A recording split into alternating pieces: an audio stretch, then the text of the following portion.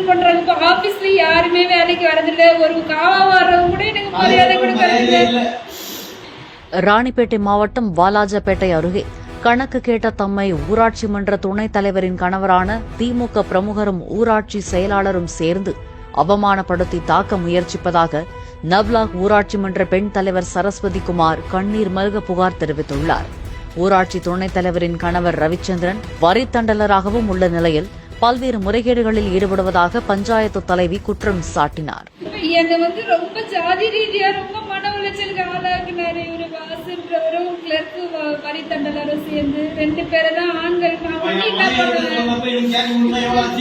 ஒண்டி என்ன பண்ணுவேன், என்னை ரொம்ப சித்திரவதைப்படுத்துறாங்க. ஏற்கனவே ரொம்ப பிரச்சனையில தான் இருந்தேன். நான் இந்த பிரச்சனையிலேயே என்னால சமாளிக்கவே முடியல.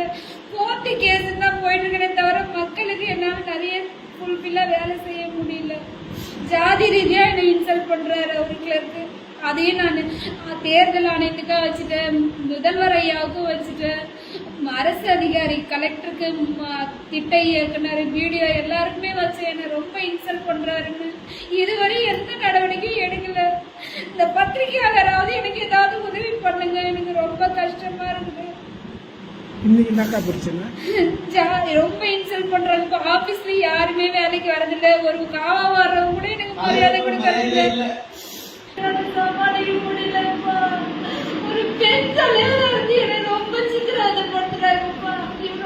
இவ்வளவு பெரிய தலைவர் நவலாக்குனா என்னை இவ்வளவு சித்திரவதைப்படுத்தணுமா, அவ்வளவு சித்திரவதைப்படுத்துறாங்கப்பா. என்னால முடியலப்பா. தாழ்த்தப்பட்ட வகுப்புல இருந்து வந்து இந்த ஊர்ல தலைவர் ஆகி நான் படாத பாடுபட்டப்பா. என்னால சமாளிக்க முடியலப்பா.